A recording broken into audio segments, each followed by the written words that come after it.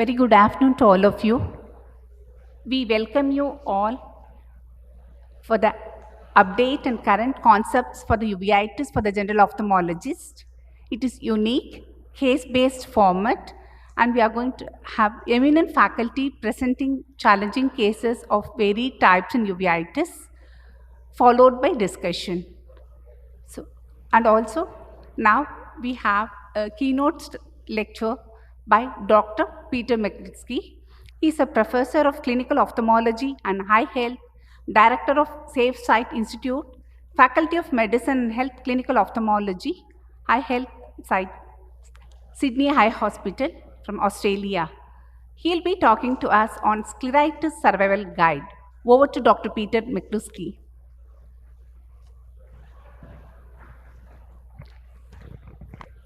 It is nice to have him. We have done the collaborative study on scleritis with him.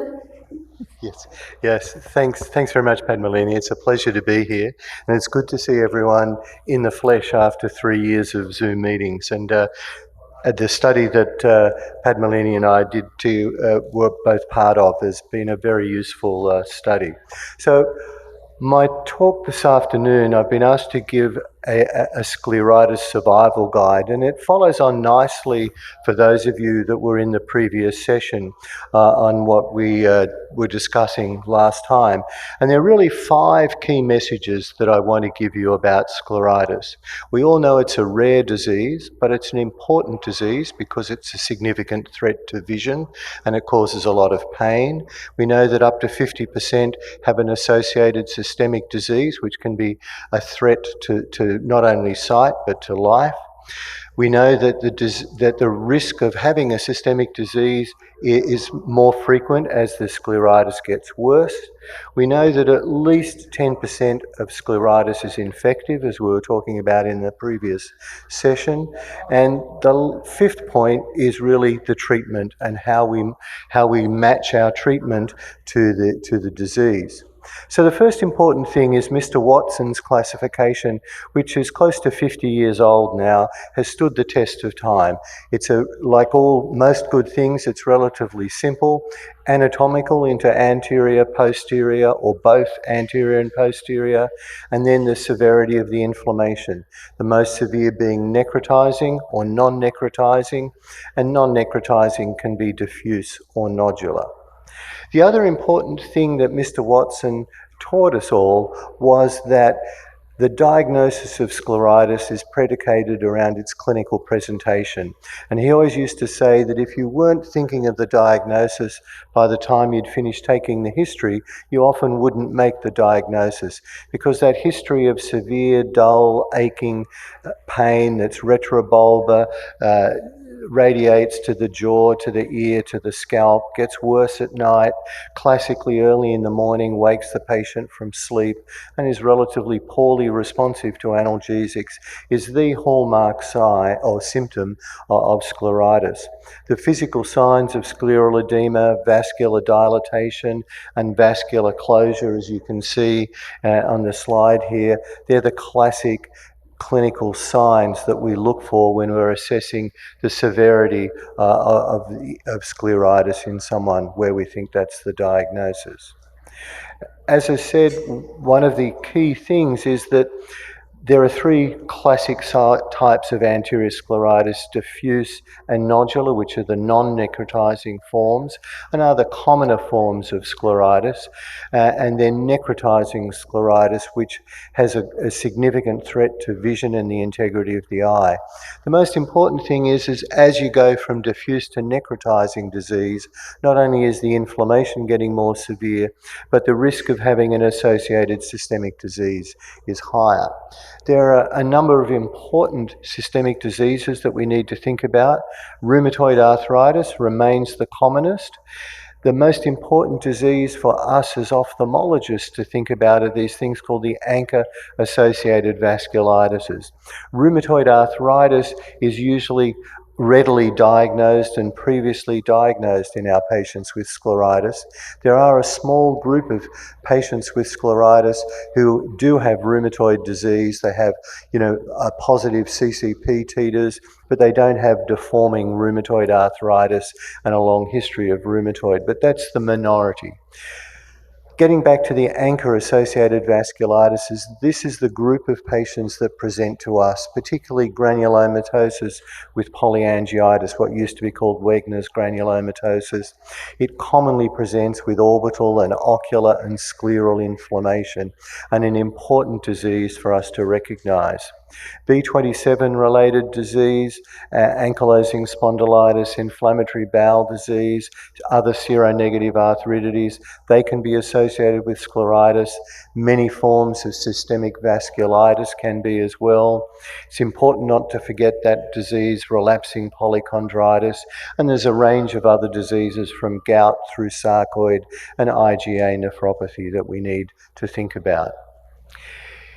It's important to realise that necrotizing scleritis is not only a threat to our sight, but also to patients' lives. And although this publication from Steve Foster is 40 years old, the premise of it remains the same, that if you don't treat patients with necrotizing scleritis to get their vasculitis under control, because so many of them have an associated systemic disease, many of those patients will die from their systemic disease if we don't treat the whole thing aggressively. And these patients, as I say, their initial presentation, particularly with ANCA-associated vasculitis, can be to the ophthalmologist. I mentioned earlier that 10% of scleritis at least is infective. In the last session, we spoke about post-pterygium infective scleritis, which is commonly either Pseudomonas or a fungus. But we need to think about systemic infections such as TB and syphilis and herpetic disease, particularly zoster.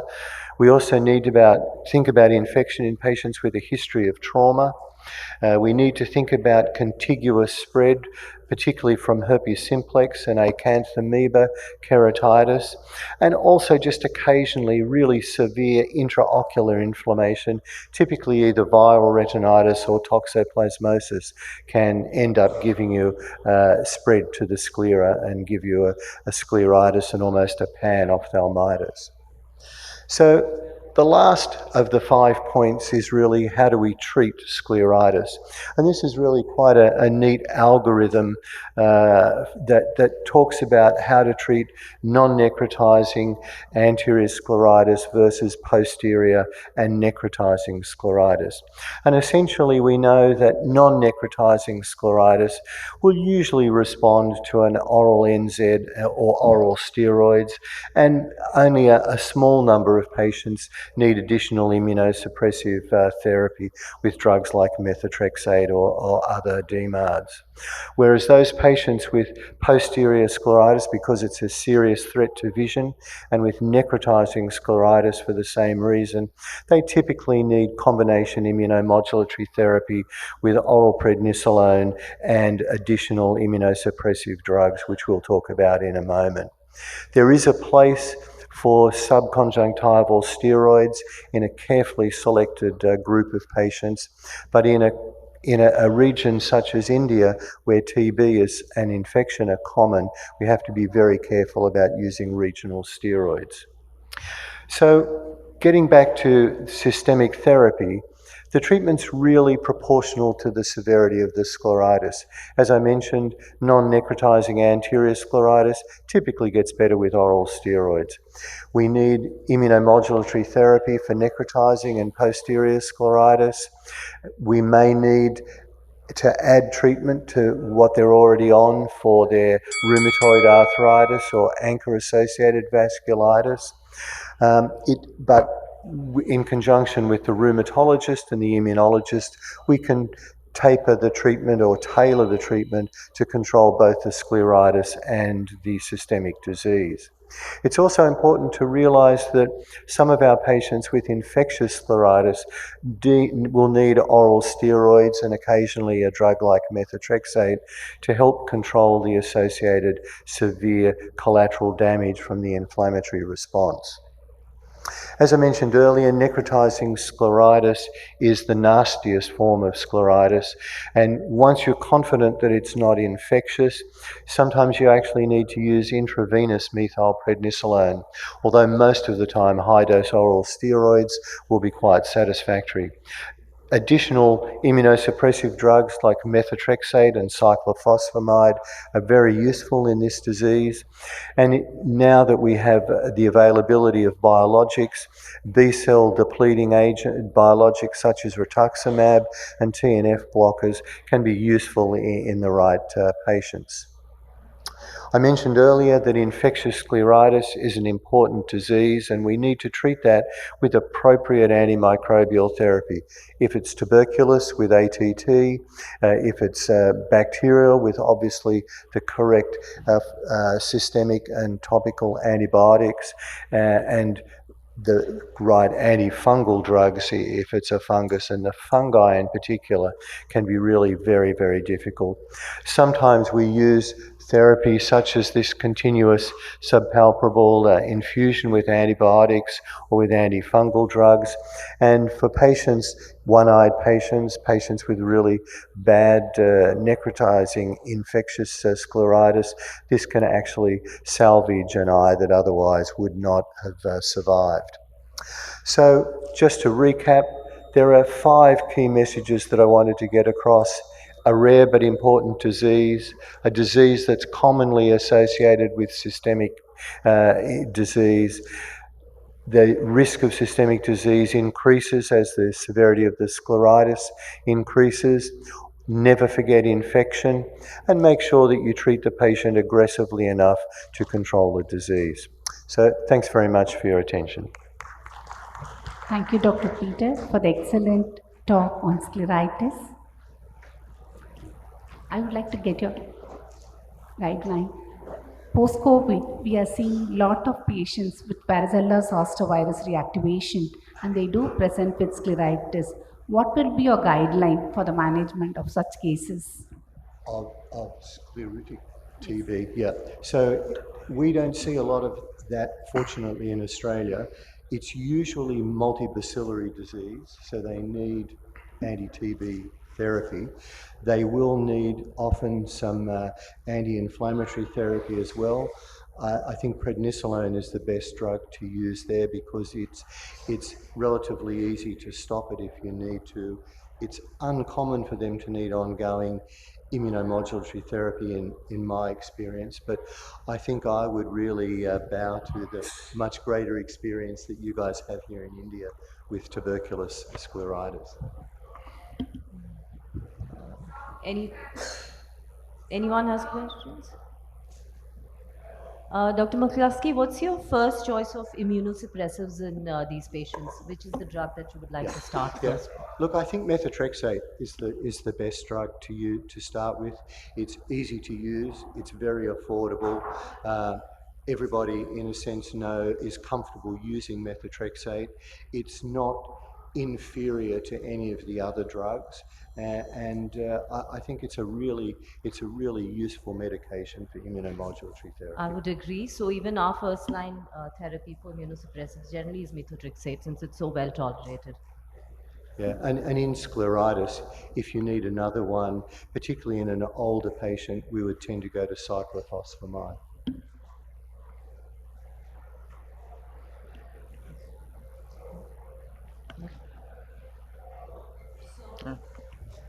Our next speaker is Dr. Mudit.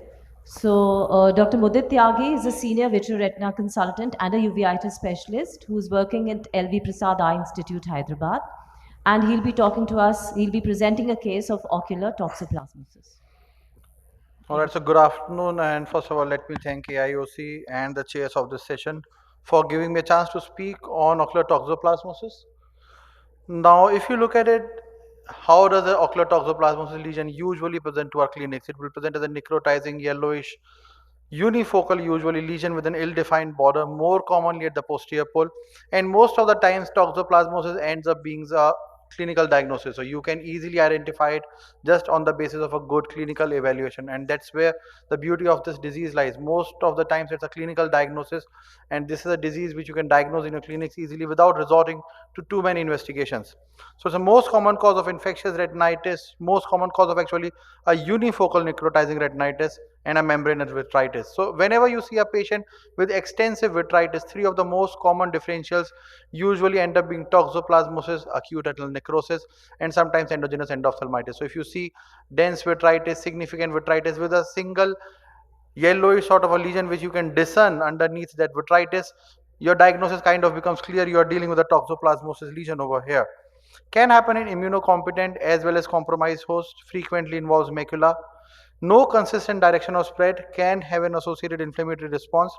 If you look at the OCT findings of it, you can find neurosensitive detachments, basilar detachments, and also clinically you will see arterial plaques or sheathing, and we'll come to that later on. Apart from that, you can also see an anterior segment involvement with pigmented KPs and AC cells.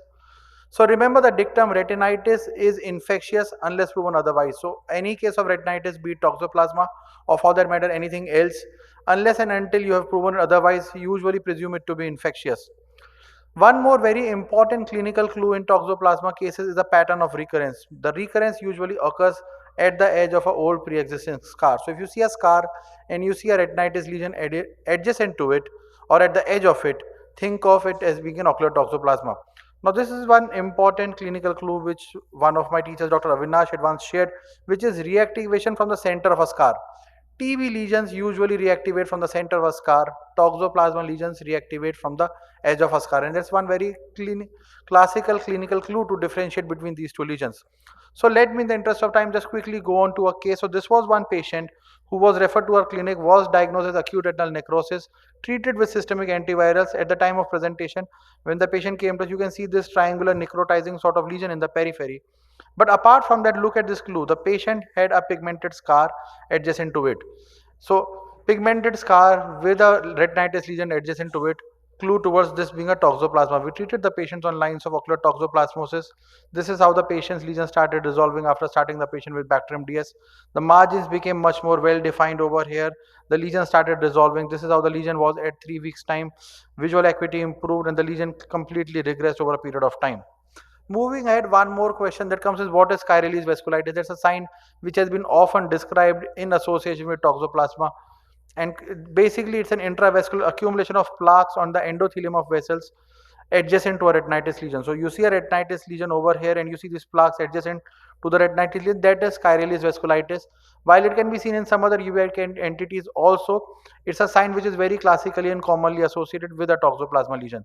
So you see these lesions, you see a retinitis lesion, again your diagnosis kind of becomes clear that you are dealing with toxoplasma. In terms of what's the role of serology, IgG, IgM do not actually hold much of a value. Like I said, it's a clinical diagnosis, but a negative IgG generally discards the possibility of this being a toxoplasma. In children, IgM assumes importance because in children any titer is significant. And if IgM toxo is positive, usually these eyes respond better to oral rather than intravitreal treatment. In terms of treatment, what are the common agents which are available? The ones which we very commonly use are pyrimethamine sulfatazine or a trimethoprim sulfamethoxazole combination along with clindamycin. Steroids also have an important role in toxoplasma, not only for anterior uveitis or the anterior manifestation where you may use topical steroids, but also oral steroids. But the important point to notice, do not stop your antiprotozoal therapy before oral steroids. So start concurrently along with antiparasitic drugs, stop when the retinitis lesion becomes well circumscribed. Periocular steroids usually are contraindicated in these cases because sometimes they can lead to a severe necrotic disease.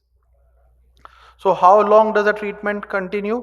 You continue it for 6 weeks and usually you stop steroids at 4 weeks, and we usually continue Bactrim DS for 2 more weeks after stopping off your systemic steroids. One more common question is, what is the role of intravitreal therapy? Intravitreal clindamycin has been shown to be effective in treatment of toxoplasma, but where we do end up using it commonly in eyes which involve the fovea or fovea sparing, fovea involving lesions, immunocompromised, if there is any systemic contraindication in pregnant patients. So clindamycin 1 milligram per 0.05 to 0.06 ml along with dexa can be given over here in these cases. Along with that, like I said, in immunocompromised patients, if you have toxoplasma, I'll just take 10 more seconds, continue heart and continue maintenance dose once every day for a longer duration. So thank you so much for your patient listening, and I would just take this opportunity to also invite you to the next USI meeting in Abu Dhabi. Please join us in Abu Dhabi for that, and thank you once again. Thank you, Dr. Mudit, for the overall view of toxoplasmosis. I would like to ask one, suppose if the patient is allergic to sulfur, which is commonly we use in treating toxoplasmosis, what will be your preferred drug of choice? So there are other agents also which have been shown to have efficacy, but if it's allergic to sulfa, azithromycin and clindamycin are options. Alternately, you can treat these patients very conveniently with an intravitreal clindamycin injection. So that also works very well in these cases. So how frequently you give the interval between the injections? Usually a treatment interval of at least 1 week before before the next injection, and usually most of the lesions do respond within 2 to 3 injections completely. Thank you. All right. Yes. Thank you so much. Yes, as Dr. Mudit said, we make diagnosis based on the clinical presentation, serology, or in rare immunocompromised cases, the molecular diagnostic can play a role to confirm the diagnosis. We need to start antitoxo, followed by steroids, stop the steroids and antitoxo to be continued. That will be the thing for treating toxoplasmosis cases. We'll move on to the next. Also, clindamycin, intravitreal clindamycin works very well, especially in recurrent cases. So cases which are recalcitrant or where you feel phobia is threatened, then don't be hesitant to start intravitreal clindamycin therapy. So our next speaker is Dr. Padma Malini Mahendra Das. She's heading the Uveitis and Ocular Immunology Services at Narayan Nethralaya, and she's also the Vice President of the Uveitis Society of India. So over to Dr. Padma Malini.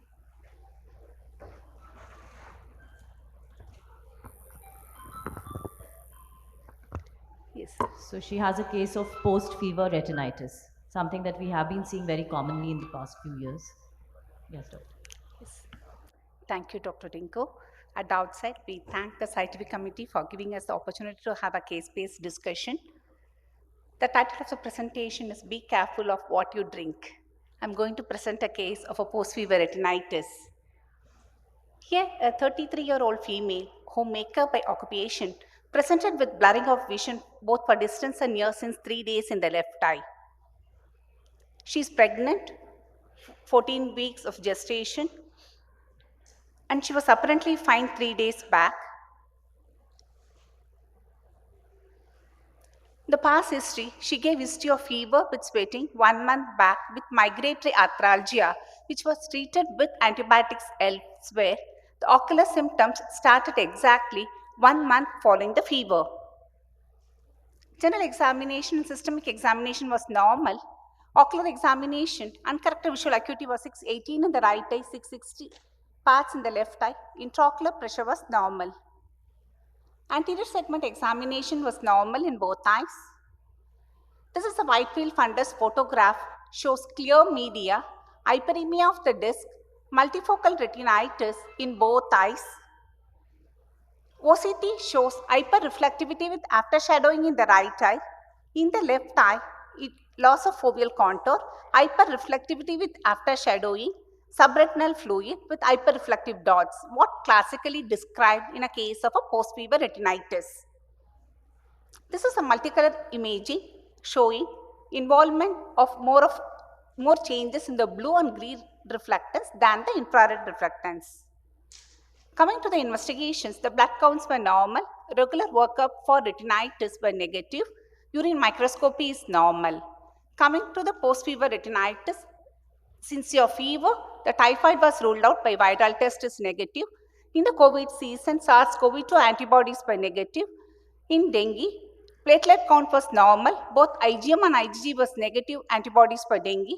Chikungunya is negative, Bill Felix test is negative. So we ruled out the common causes of post-fever retinitis. In spite of that, the patient had symptoms. So history of fever, migratory arthralgia, we did suspect brucella. When we did that, brucella antibody came positive. We started the patient on topical steroids along with oral azithromycin because she was pregnant. We were not able to put doxycycline. The doxycycline can be used in pregnancy with caution, but we did not want to use it as a first line of drug in this. She's just 14 weeks pregnant. Follow 10 days, started showing resolving retinitis with decreasing in the SRF in the left eye. This is a multicolor imaging. In the third visit, you could see the resolving retinitis. However, hyperreflective subretinal echoes were present with hyperreflective dots. This is after 6 weeks, complete resolution of the retinitis with thinning of the inner retinal layer was seen. So this is a summary. This is at presentation. This is the second visit. This is at 10 days of follow-up, and this is at 6 weeks follow-up. Showed complete resolution of retinitis. The course is similar to any post-fever retinitis. However, we could see the anatomical changes as a thinning of the nerve fiber layer in the retina in this case. Coming to post-fever retinitis, all have history of fever. 2 to 6 weeks later, they can present with blurring of vision. Morphologically, they all have retinitis, retinal hemorrhages. Recently, we described ring-shaped retinitis in a case of a post-fever retinitis, commonly in rickettsial. So it could be dengue, chikungunya, rickettsia, West Nile, and recently SARS-CoV-2 have been added in the literature. We did rule out all this in our case. The brucellosis is a bacterial infection caused by the gram-negative non-motile bacteria. It occurs due to ingestion of unpasteurized milk or contact with infected livestock. The clinical features, undulant fever, sweating, and migratory arthralgia classically was present in our case, associated with GI symptoms. Blood tests can show low blood counts and increased liver enzymes. Coming to the ocular features of brucellosis can have pure ophthalmic or neuroophthalmic or secondary to brucella complications. The pure ophthalmic could be conjunctivitis, all itis, keratitis, episcleritis, dacryoadenitis, and anterior or posterior uveitis, the choroiditis, endogenous endophthalmitis. Neuroophthalm can have optic neuritis or retrobulbar neuritis or cranial nerve involvement. Secondary brucella complications can occur secondary to thrombocytopenia with emergent tendencies. Coming to the pathogenesis, it could be secondary to the direct infection or due to the immune complex depositions, immune mediated, which we see in most of the post-fever retinitis. We make the diagnosis based on the eye index of suspicion. The brucella serology helps us to confirm the diagnosis. We treat them with antibiotics. The commonly used one are doxycycline and also the rifampicin. In this case, we give it for prolonged duration, not 2 weeks course like in other post-fever retinitis. Here, 4 to 6 weeks antibiotic course is given along with corticosteroids. In our case, we avoided corticosteroids because of the pregnancy. Even without that, the patient responded well to treatment. Basically, brucellosis and pregnancy, absence of erythritol in the human placenta promotes the brucella growth. The presence of anti-brucella activity in amniotic fluid would prevent infection of the human fetus, which has happened in our case. The child was fine. So, brucella and pregnancy can present with bacteremia, acute febrile reaction. Sometimes they can have DIC kind of a picture, and endotoxin, uterine smooth muscle contraction can result in loss of pregnancy. The systemic symptoms are similar to systemic brucellosis of any other etiology. Eye index of suspicion, early recognitions and treatment resulted in control of not only the infections but also the ocular inflammation in this case. Thank you for your attention. I would like to acknowledge the team members for the contribution. Thank you.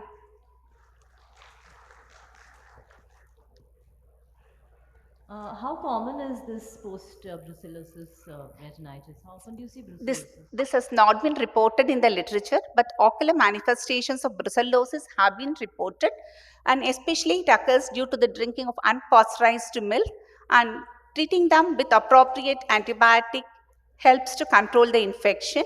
Most probably, this is the thing we have reported secondary to rickettsial, chikungunya, dengue, and recently we reported secondary to SARS-CoV-2. So we wanted to add brucella in the list of post-fever retinitis. So hope to see this soon in print. Anything else? So do you see? Dr. McCluskey, how common is it in your country? It's very uncommon. We probably see more leptospirosis than brucella these days. Yeah, I think pasteurization has made a big difference. Thank you. So thank you, Dr. Padma. Anyone has any questions? Most welcome. Yes, Dr. Ramesh. The diagnosis of post-fever retinitis is basically on the clinical presentation and the history of fever. So what is the need to do so much of investigations to identify the causative infective organism, where primarily, even if you look primarily, your treatment is going to be lined basically with the reduction of the inflammation with steroids. So my question is that when we see a clinical picture which is typical of a post-fever retinitis, do you really want to do so many serological investigations and identifying the causative microorganism? Yes, because the treatment is going to differ. If rickettsial is there, you're going to put doxycycline and steroids, whereas in other conditions, steroids can be given, or certain entities, spontaneous improvement is also there, and she's pregnant. We can't put blindly steroids in a case, and it's important we need to find out the reason to predict the outcome of fetus and the chances of fetus getting infected. If she has an infective cause, it's important to treat her with appropriate antimicrobial therapy to prevent the sequelae in the fetus. I do agree, if you have a post-fever retinitis, morphologically all look the same. Only the serological and molecular diagnostic help us to differentiate between the entities.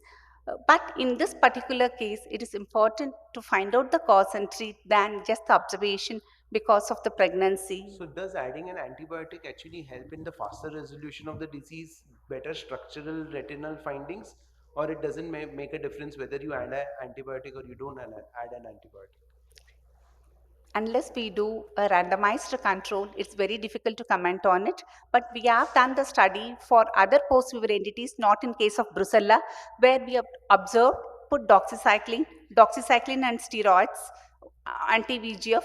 And finally, what happens is when you put steroids or antibiotic, it helps in the faster resolution, but the visual outcome or the anatomical, it's not going to change. Thank you. Thank you. So the point to be taken from this case is that post-fever retinitis generally occurs after the fever has resolved, generally 1 to 2 weeks, 2 weeks generally after the fever. So any patient with such lesions do take a history of fever to make your diagnosis.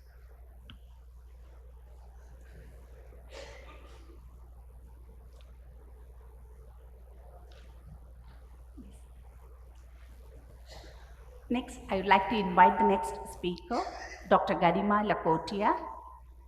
She is a vitreoretinal surgeon and uveitis specialist at Soroya High Hospital and Retina Care Center at Kota.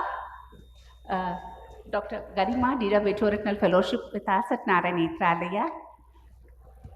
We welcome you, Garima. Thank you, to ma'am. have you here. Thank you so much, ma'am.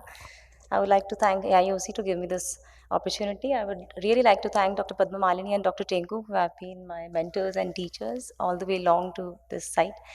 So I'm presenting a case of basically ocular tuberculosis and an interesting case along with it. So as we know that ocular tuberculosis can affect almost all parts of the eye and may cause sight-threatening complications. This is all we know. Only 5 to 10% of tubercular infected individuals display clinical signs and symptoms associated with pulmonary tuberculosis. And out of those, 1.4% of persons with pulmonary tuberculosis develop ocular manifestations, but we don't get the evidence of pulmonary tuberculosis in those patients. Prevalence would be approximately 4% of all uveitis cases. There are guidelines of diagnosis of ocular tuberculosis where we have clinical signs, ocular investigations, systemic investigations, and therapeutic. We divide it into presumed and confirmatory ocular tuberculosis according to these things. Most common is uveitis, and now I come to a rare manifestation of ocular tuberculosis case. We had a 30-year-old lady who presented with pain and redness in a right eye for past 3 months, and it was the painful red mass was gradually increasing in right eye for 2 months. She had watering and diminution of vision as well.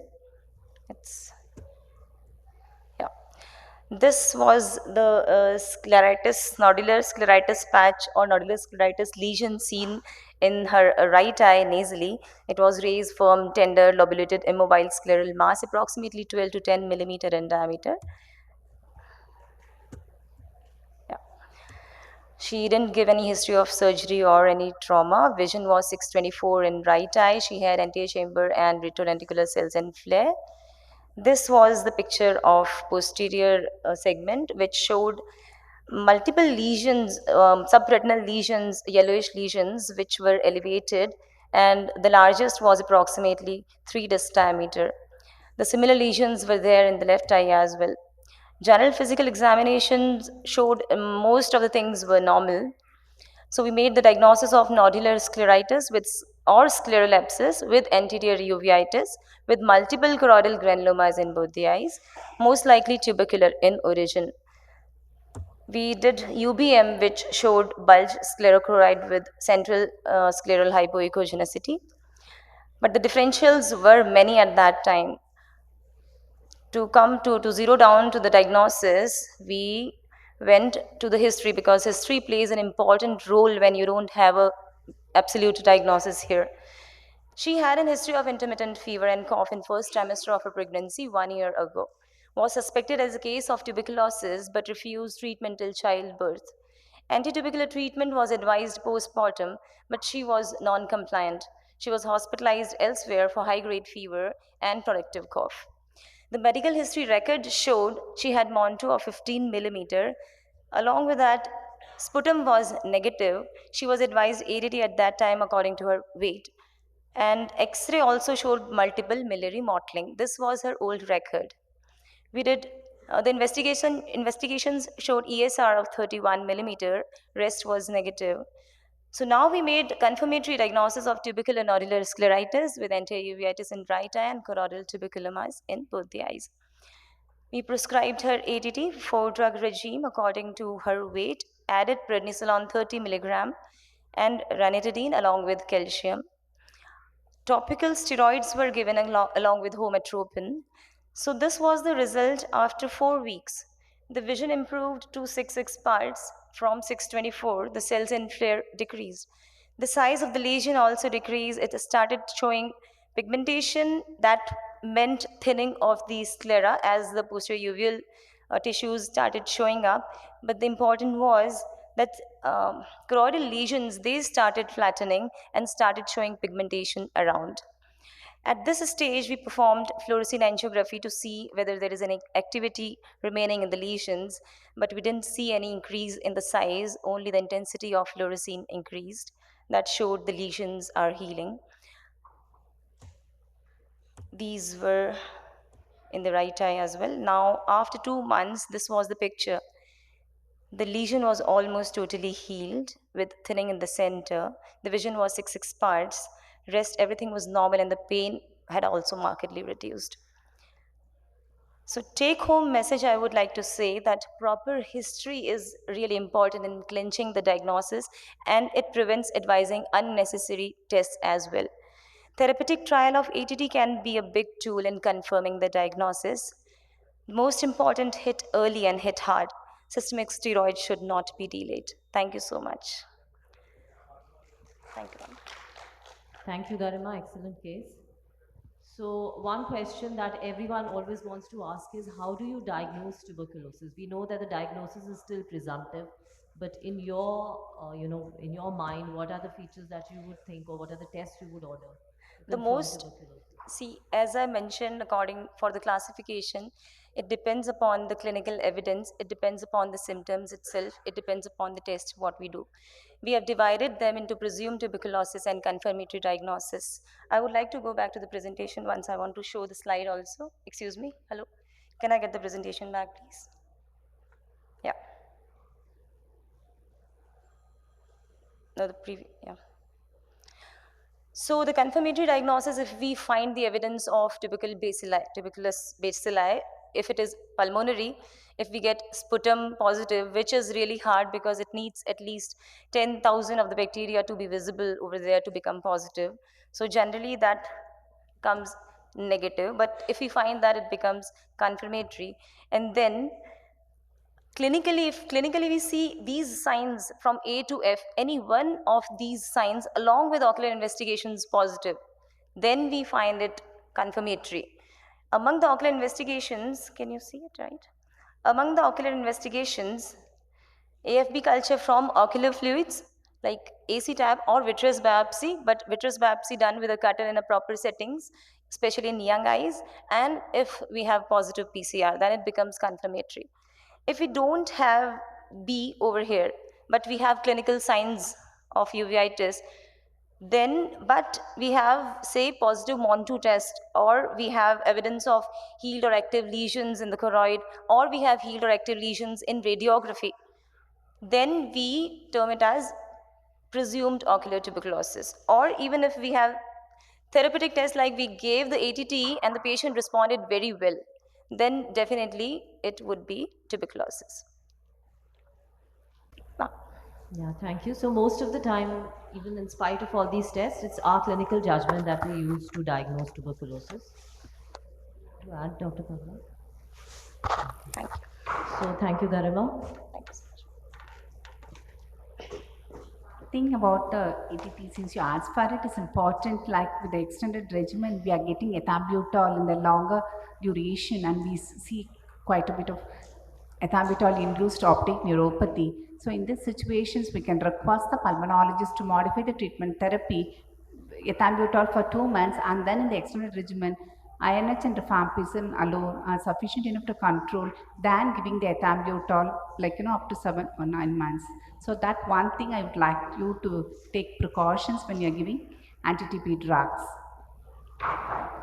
The other thing is to order a CT scan of the chest, because the X-ray doesn't pick up lesions. There have been so many cases where the X-ray is negative, doesn't show any lymph nodes, but when you order a high-resolution CT scan, you see those typical mediastinal lymphadenopathy. So X-ray, to my mind, doesn't really pick up tubercular symptoms, and we do order a CT scan.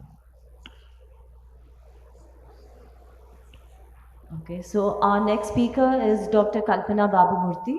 She's the head of uveitis and ocular immunology services at Prabha Eye Institute and Vithala Eye Institute in Bangalore, and she's also the current president of the Uveitis Society of India. Thank you, Chairs. And I would like to just continue on where the previous speaker had left with these interesting cases. So this is my first case, and this is a 62-year-old lady, and her only problems were diabetes and hypertension, who had had a cataract surgery in her left eye. And then she was diagnosed as Irwin-Gass syndrome, and she presented to me for a second opinion. So when she came here, her right eye had a mild inflammation, and if you can see the blue arrow, there is a medium-sized keratic precipitates, and both eyes, the vision was a little on the lesser side. So now it was clear that we were dealing with a granulomatous uveitis, and so we did a fluorescent angiography just to confirm if there is an inflammation going on at the back. There's a lot of leakage in the vessels. CME confirmed both on the FFA and on the OCT. So we went through the granulomatous workup, and this is where I would say the CT is so important, because though she was asymptomatic systemically, her lung was pretty bad. She had mediastinal hilar lymph nodes and a lot of changes, subpleural nodules in the lung. So when we did the workup, she had lymphopenia. Her ACE was normal, probably because she was on anti-hypertensive medications. Her MAN2 and quantiferon was negative. Generally, we always do a biopsy in conjunction with the pulmonologist. This was a non-necrotizing granulomatous inflammation, AFB negative, gene expert negative. So everything fitted so well and so beautifully as sarcoid, and we started her on steroids. And usually what we do is we wait for the culture before we start immune suppression. And lo behold, what we see, the culture grows Mycobacterium fortuitum, and our whole treatment changes completely. And now she's on anti-tuberculosis drugs, and along with amikacin, linezolid, and moxiflox.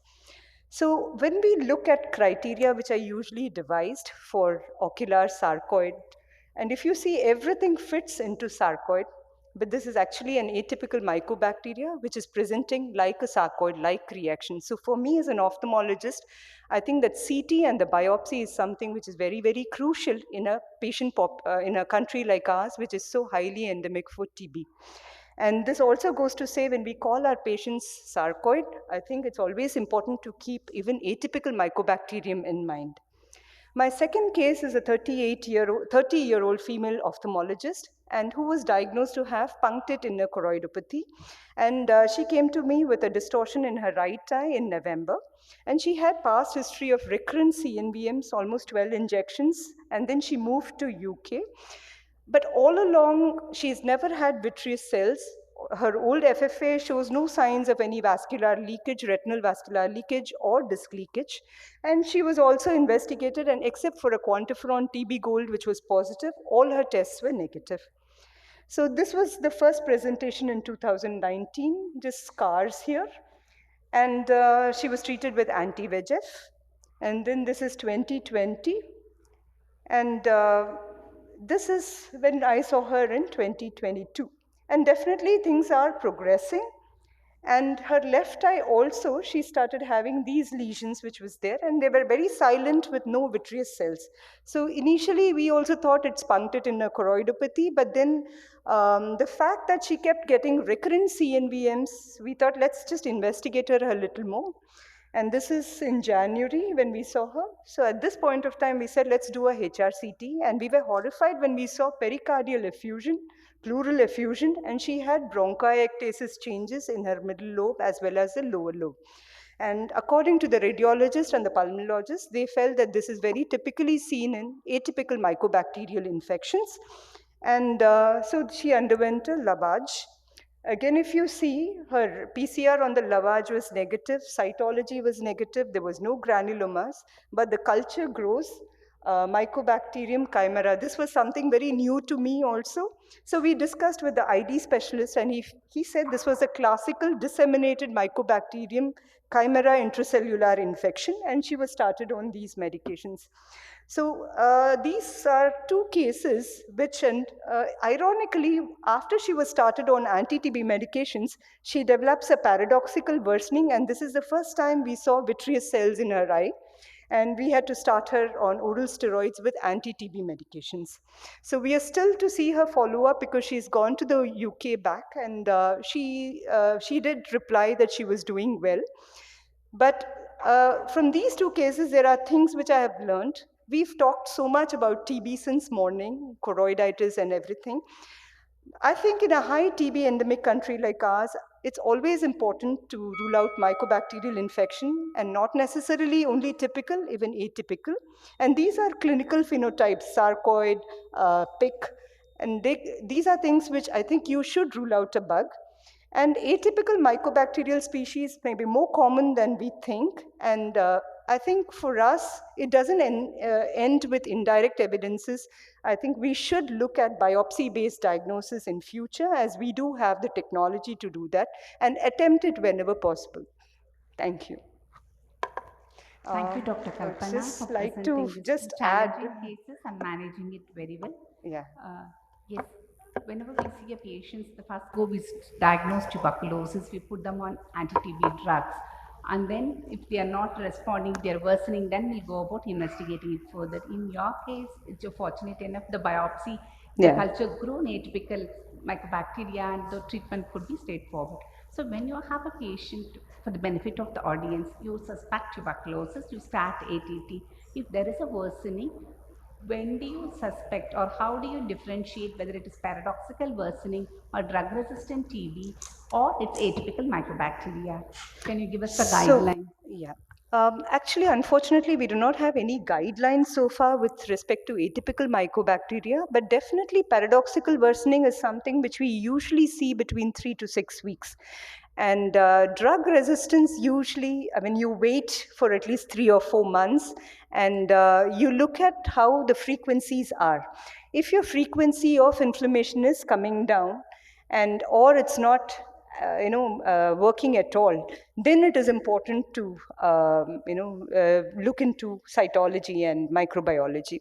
But I think now the technology is so advanced that probably I think if you can do it in the initial stages, like in these cases, and HRCT is now available almost everywhere, I think you will save a lot of trouble in terms of drug resistance if you're looking at, because they do investigate the drug resistance as well as in the sample. Thank you. I would like to get Dr. JB sir's comment.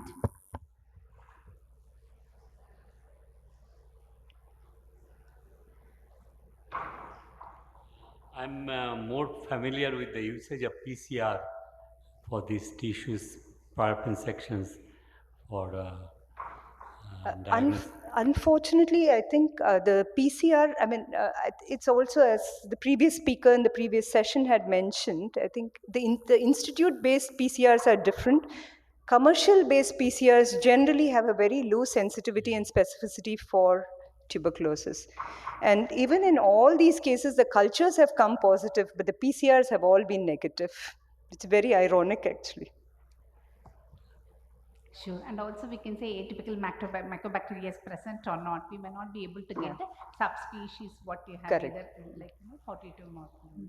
The only thing that holds us back is the exorbitant cost of the EBIS, Right. the endoscopic guided biopsy of lymph nodes. Is a pretty But I think the point to be stressed is I think we should move on from chest X-rays to HRCTs, actually.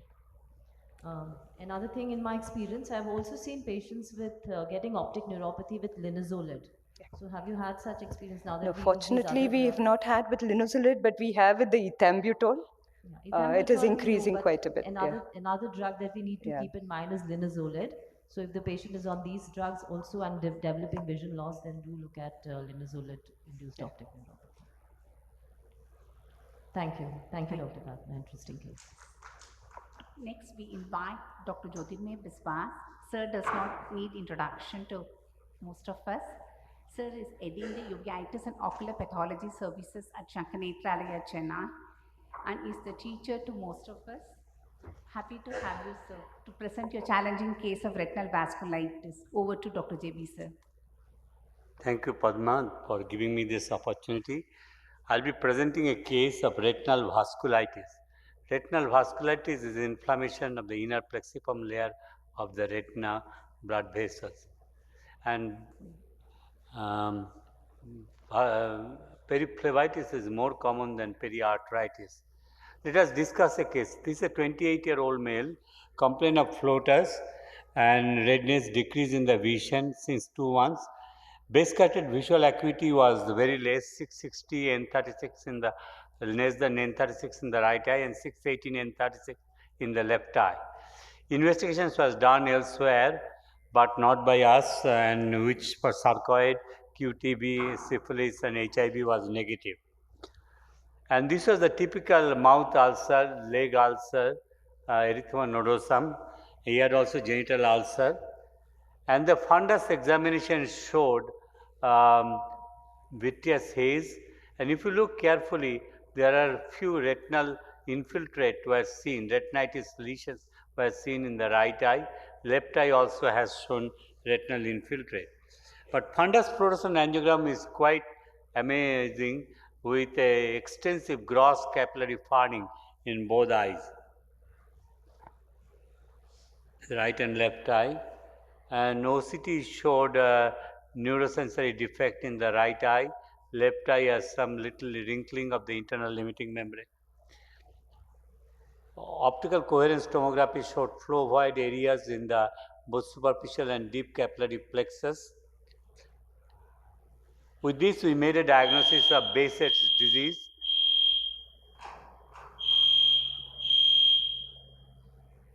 Chronic relapsing occlusive vasculitis, unknown etiology, and pan-uveitis. We treated the patients with initially cyclosporine, azathioprine, and prednisolone. There was not much improvement.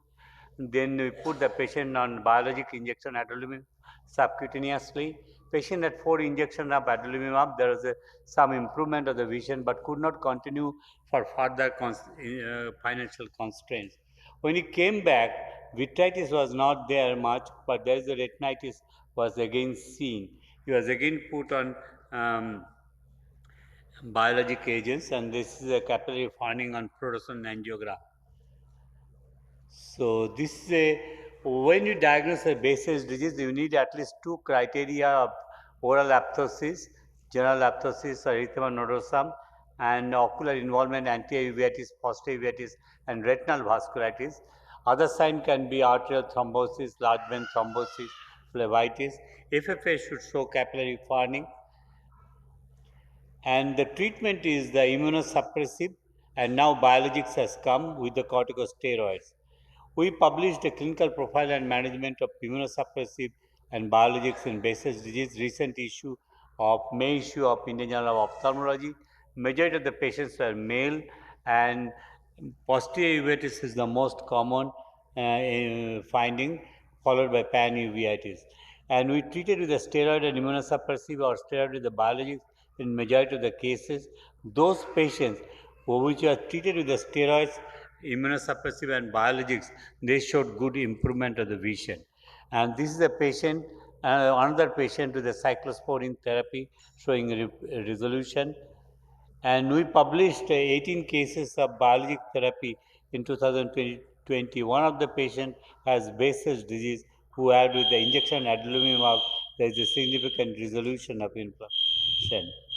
So just few points about retinal vasculitis. The question I ask, is it retinal vasculitis alone? Is it ocular alone? Is it associated with a systemic disease, autoimmune, infective?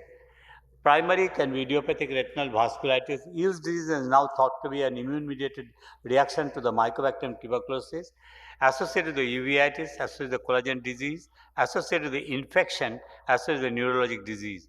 Top on there is the syphilis, next is the cytomegalovirus retinitis, and you can see sarcoidosis, candleworks, dripping, skip lesions of retinal vasculitis. ARN can also have retinal vasculitis, like also tuberculosis, toxoplasmosis, acute retinal necrosis.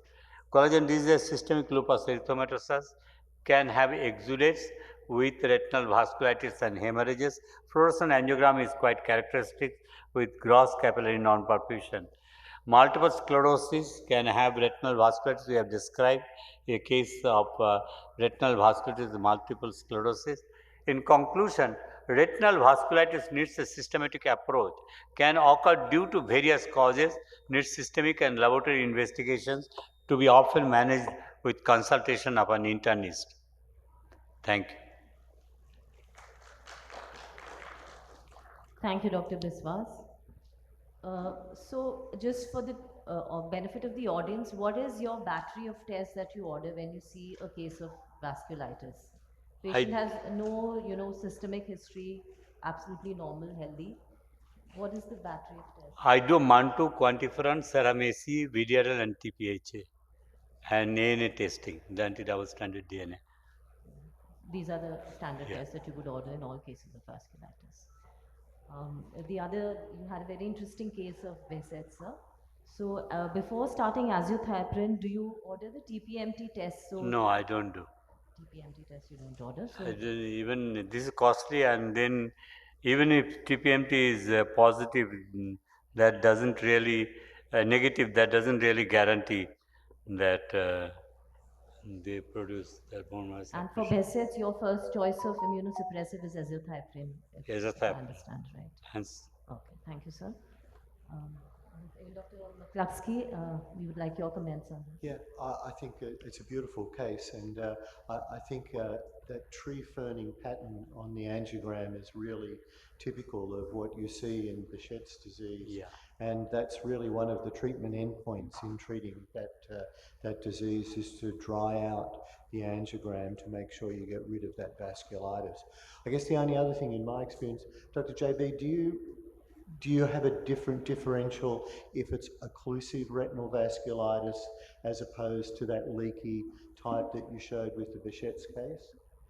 Occlusive retinal vasculitis, I keep the possibility of Eve's disease, which is a tubercular retinal vasculitis. And I do an angiogram, and angiogram shows veno-venous shunt, capillary tortuosity, and the vascular abnormality, capillary non-perfusion is much more predominant in case of Eve's disease, and they predominantly involves the periphery. Central area is really spared mostly. I mean, that's certainly our experience in Sydney, that occlusive vasculitis is usually either TB related all the chefs related, and whereas there's a much broader differential diagnosis for the non-occlusive. They don't have occlusive vasculitis mostly doesn't have anterior uveitis. Base sets will have. Thank you, sir. Thank you. Thank you for the excellent case presentation. Next, we'll move on to the next presentation. I invite Dr. Somashila Murthy. Currently, she's the medical director, Shantilal Sanghavi Eye Institute, Mumbai. She's the dynamic AOA scientific committee person and current scientific committee chair of Uveitis Society of India. She'll be presenting a challenging case of anterior uveitis. Over to Dr. Somashila. Thank you very much, Dr. Padma Malini. At the onset, I would like to thank you for inviting me for this session.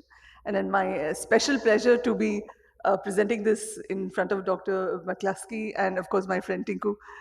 And when I saw that you'd be part of this, I wanted to put in a case of scleritis, but then Padma told me to talk about uveitis, so I didn't change it to scleritis.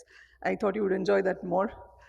But this is also an interesting case which we'll try to unravel as we go along. So we had this 35-year-old lady, and she presented to us with a 2-month history of decreased vision, and she also had glaucoma.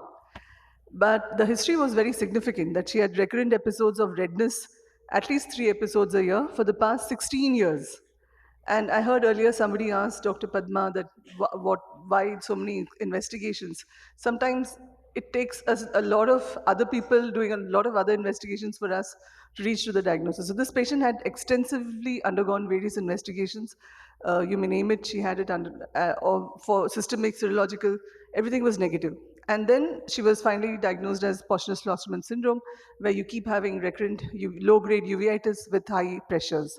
Incidentally, she also had undergone LASIK for high myopia, and she also had developed cataracts a year ago, and she had undergone surgery, which was otherwise good visual recovery. So her right eye was doing very well with 20/20 vision, but her left eye was counting fingers. And the reason for that was that she had diffuse corneal edema, and what you see are these small, rounded, whitish keratic precipitates, very discrete. Some are here, some are way in the top.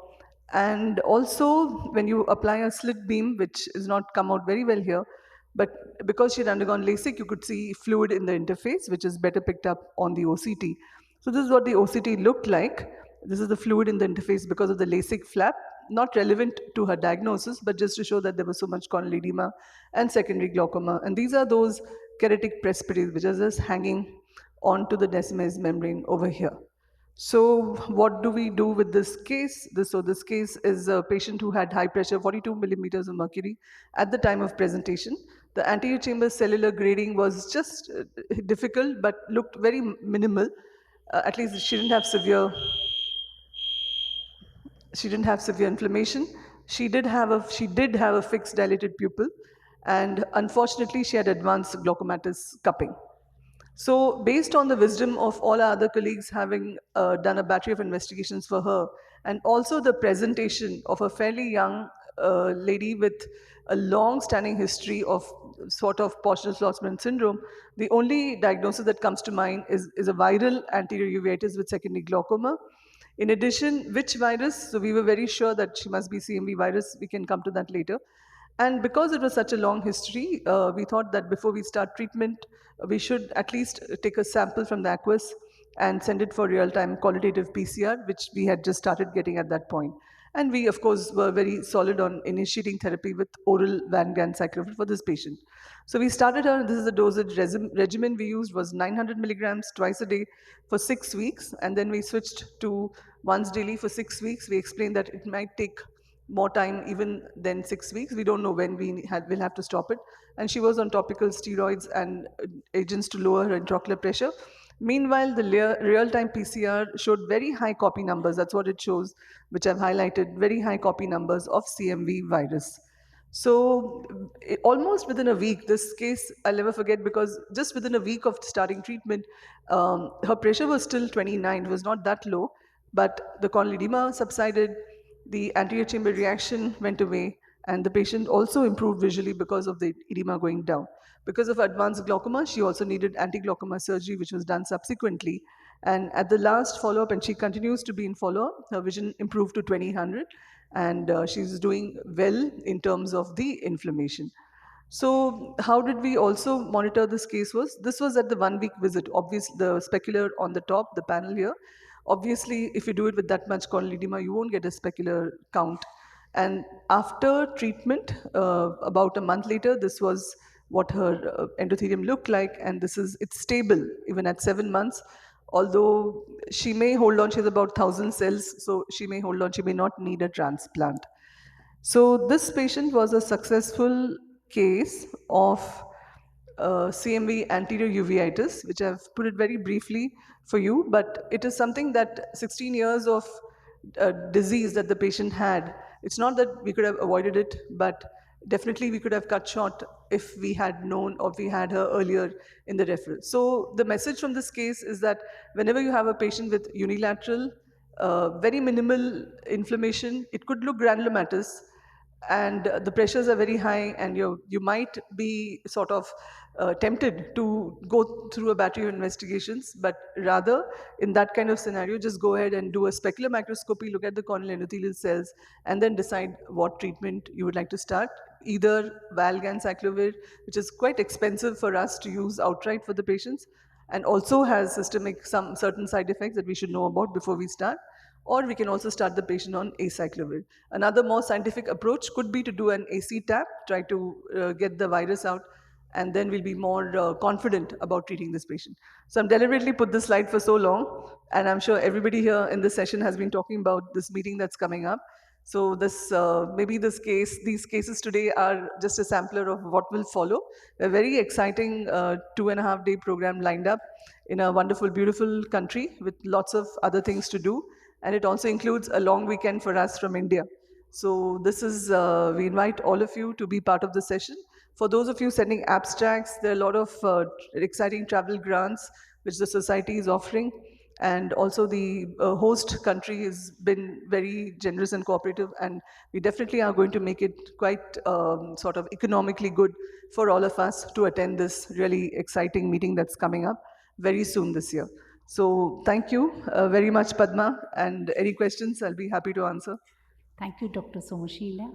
Yeah, it is important. Like many times we see as a passionate swordsman, you end up putting topical steroids and it comes down, and then repeated episodes keep occurring. It lead on to structural changes in the eye as seen in this case. It's important to recognize because once you put appropriate antiviral, the results are very satisfactory. I would like to ask two questions for the benefit of the audience. One, what is the role of topical ganciclovir treatment? In your case, it is very severe. Patient had keratouveitis, so it's straightforward. You went ahead with the systemic therapy. But if it's a mild anterior uveitis, secondary to CMV infection without structural changes, and IOP is not very much elevated, in that situations, would you like to try topical treatment? If so, which will be a preferred? So the way this disease goes is that there is a strong immunological component in it. And if you use topical steroids alone, you will, what looks like, have resolution of the condition. So it's very hard to prove. To me, it's very hard as a cornea specialist to assume that the topical ganciclovir preparations we have, in the percentage that it is, can actually penetrate transcorneal and affect the virus in any way. So I've only used it as when the patient cannot really afford anything, or it's a placebo therapy for me. In my practice, don't think it has much of a role to play as compared to if you could get your hands on a 2% gel or a higher dosing or a more frequent application of that. So my problem is not the topical, but the strength that we have available to us commercially. That is probably, if we can change that, then it probably would work. So in my hands, I don't expect it to work.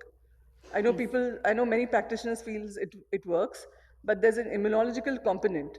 And we have other patients where sometimes the cost is too much, so you just treat the patient for the time being, and they don't have that many recurrences. So it also depends on the viral load, and it's an interplay between the host immune system and the virus. So it's difficult to answer that question. But I know for sure that oral works because you know that it's proven. Works, yeah, so, it's just that it's so yes, I just wanted prohibitively to ask, is there is an indication where you will try topical and then Yeah, thank you. Thank you. I Dr. had a question Yes. for Somshila. I think in your talk, I mean, it's a very nice case, but I just wanted to highlight one thing. Your patient was on prostaglandin analogs. Yeah, So, because generally the pressures don't come down very well with them, and the CMV gets reactivated with prostaglandin analogs, especially So in again, uveitis. that's another concept that we can now refute, because it's just a blanket statement that prostaglandin analogs, yes, in theory, they upregulate the inflammation and they also are predisposed. Actually, any anti-glaucoma drug can cause a viral reactivation. But it's not the PG analog that is perpetuating this infection in this patient. It's just that we've thrown everything to control the patient's intraocular pressure. So the starting point was the viral uveitis and the secondary glaucoma, which is not getting controlled. So everything was thrown and getting in control, and you know that prostaglandin analogs are very strong in doing that. So it was an intermediate step before we took the patient up for trabeculectomy. But yeah, in general, if you have a patient with inflammation, you wouldn't want to use a PG analog. But that's a sort of a blanket statement. There can be cases where you might want to use it till the patient already has inflammation. It's not the analog which is going to cause the inflammation. So you might want to use it till you can get some management for the glaucoma going. Yes. Just for the And answer now for the there's someone previous, else with a previous question, the recurrence of CMV keratoconjunctivitis. Topical gancyclovir 2% is very effective because there is a very high chance of recurrence of these cases because we keep these patients on a steroid. So what I have done in my practice is we use 2% gancyclovir along with Acular for a very long time. Otherwise, we have seen a huge number of there is a very huge number of recurrence for these cases. So I feel 2% gancyclovir with Acular because we like you mentioned there's a strong immunological component. You mean in the this. keto? You mean an NSAID, basically non-steroidal, like ketorolac? NSAIDs, yes. Yeah. Yes. So we have seen it's a very good combination Sure. for mostly for post D6 and post DMEC cases where we see CMV keratoconjunctivitis. Yes. Thank you. Thank you. Thank you, Dr. Somshila. Next, I invite my co-chair, Dr. Tinku Bali, to present a case of a VKH syndrome. She is a senior vitreoretinal consultant and Uveitis specialist at Sir Gangaram Hospital, New Delhi. Over to Dr. Tinku.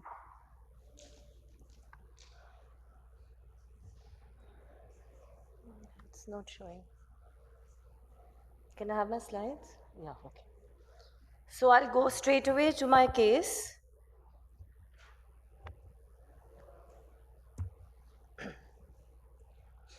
So this is a case of a 46-year-old lady. She was the sister of a consultant in our hospital who came to us with a gradual diminution of vision in both eyes for the last 1 week, along with some discomfort. She also had a very troubling headache, tinnitus, and unsteadiness in her gait. She had no other systemic history. What she did give us was a history of COVID vaccination 2 weeks ago. So when she came to us, her best corrected visual acuity was 618 in both eyes. She had cells at a few kps. The fundus, there was vitritis. There were around grade 1 to 2 vitreous cells. There were these pockets of subretinal fluid, these neurosensory detachments here in the peripapillary area. And you can see these ILM folds. That was the right eye. This is the left eye, which had a similar picture. So there were these pockets here of neurosensory detachments. We did an angiogram, and the angiography, you see these punctate pinpoint areas of hyperfluorescence.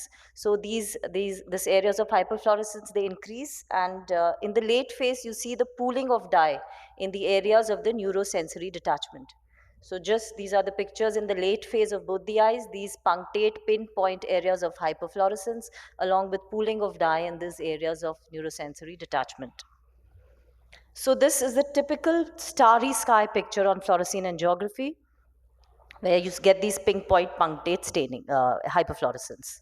The OCT showed a corrugation of the retinal pigment epithelium, and you see these elevations corresponding to the neurosensory detachments. So on the other cuts, there were multiple such elevations causing a compartmentalization of the retina.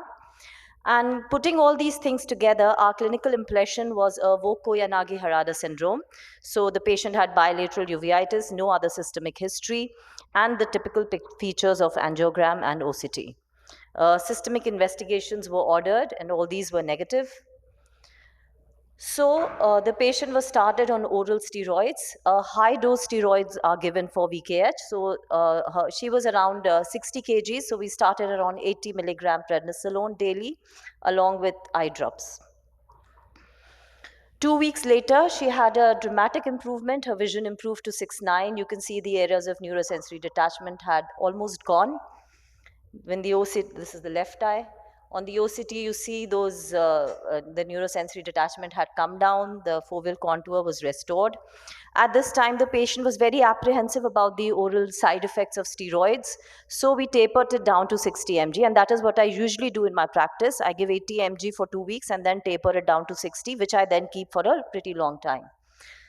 1 week after being on 60 mg, the patient came back to us again with a drop in visual acuity. Her inflammation had recurred, the areas of neurosensory detachment recurred, and this time more aggressively. So you see the OCT again shows those compartments, those loculated fluid. At this time, we advised admission to the patient. I realized that this patient would require a much higher dose of steroids, so she was admitted for IV methylprednisolone, 250 mg QID for 3 to 5 days, depending on the response. After 2 days of intravenous methylprednisolone, she did show improvement. The fluid started going down, the inflammation started resolving, her vision started improving. So at the completion of 5 days of therapy, there was still some fluid persisting here. The inflammation had gone down, the neurosensory detachments had gone away. So she showed a very good response to IVMP.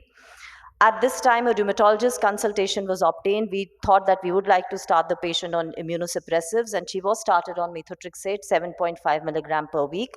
And the rheumatologist planned to increase this later, depending on the patient's tolerance to this dose. This is 2 weeks later. You see that the foveal contour is restored very well. The patient's vision went up to 6/6, both the eyes. A month later, she maintained this vision. There was no inflammation in the retina. So on follow-up, after this, her oral steroids were gradually tapered over the next 6 months. The methotrexate was increased, and now she's on a dose of 20 milligram per week. She's now been with me. I saw her just before coming. So 8 months later, she maintains a good vision. There is no inflammation. The foveal contour is excellent. She is fortunately tolerating these medications well.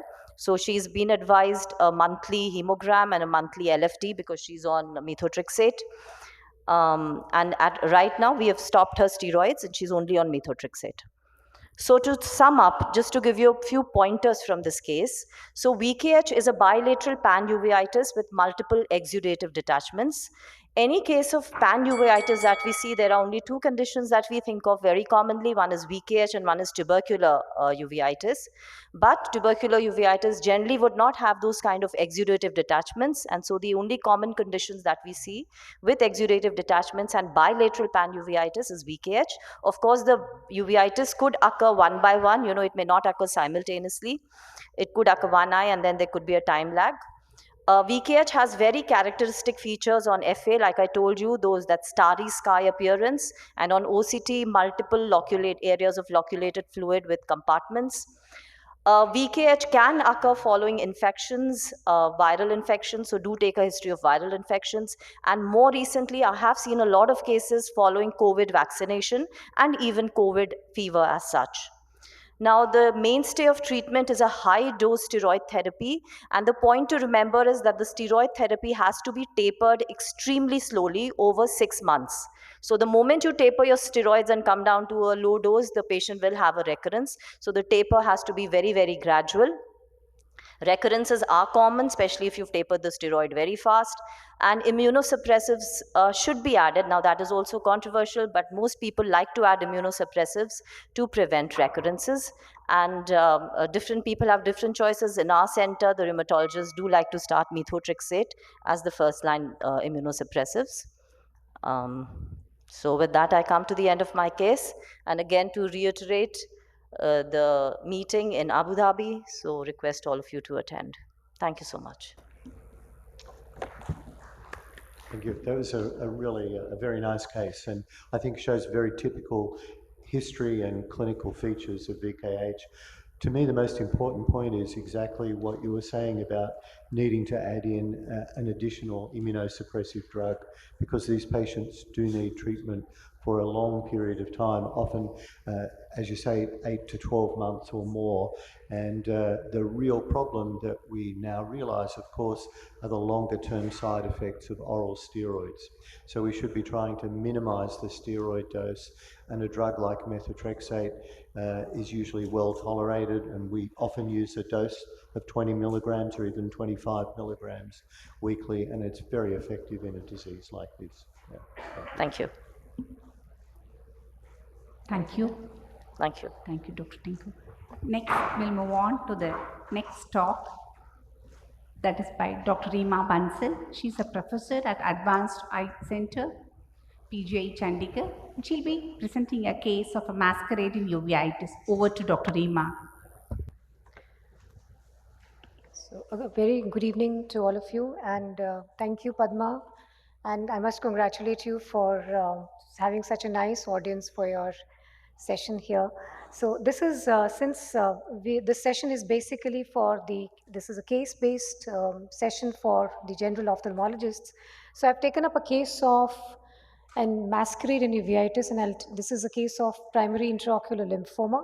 So we have a lot of learning points from this case, which looks simple, and in general practice, it may not be that simple. So I'll tell you how we got to the diagnosis of this case. We had this elderly man, a 75-year-old male, who presented with blurred vision and floaters in both eyes for 6 months, and he didn't have very specific complaints.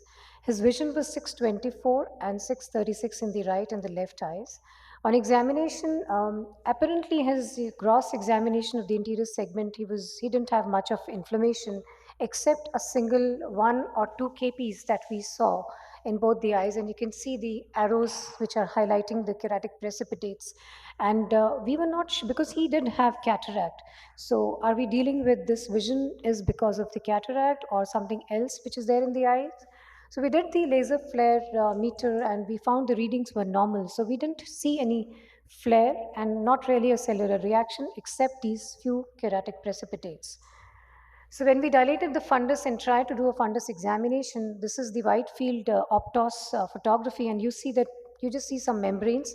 It's difficult to capture the optic discs. We could see the optic discs, so media was something like grade 2 to 3, more on the 3 side. We went back again to the slit lamp examination, and we saw that there were a lot of thick vitreous membranes retrolental, and there was more seen very clearly when we asked the patient to move up and down. Similarly, and you can see these large balls of vitreous membranes behind the lens. We try to do, our approach in uveitis is always non-invasive first and then invasive. So we just did a simple OCT and we tried to get a scan. You can see the optic disc hazily, but we failed to get a scan.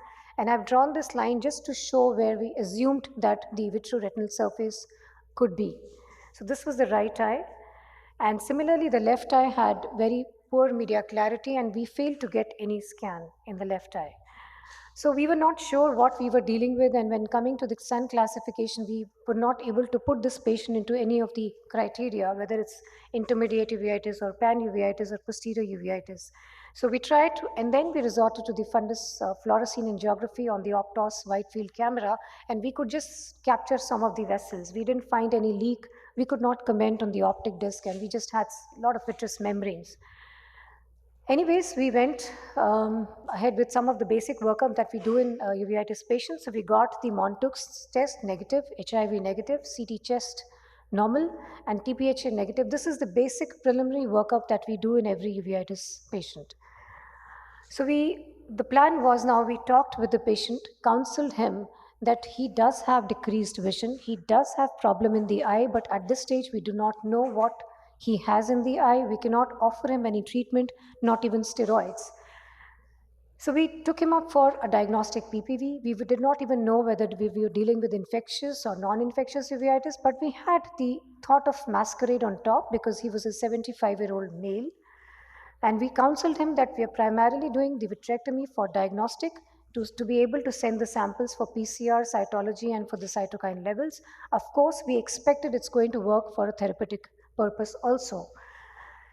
Intra-op, we examined the fundus thoroughly up to the periphery. We did not find any lesion in the choroid or in the retina or in the vessels. We did not find any intra-op subretinal lesions. So we just did the vitrectomy, took the vitreous samples, transported them to our cytopathologist with whom we had planned. The samples were immediately transferred to the pathology lab.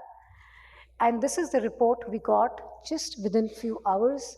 This was simple the vitreous tab, and it revealed a non-Hodgkin's lymphoma B cell type. So you can see the cells are so typical. So this was primarily the diagnosis based on vitreous biopsy after doing a diagnostic vitrectomy.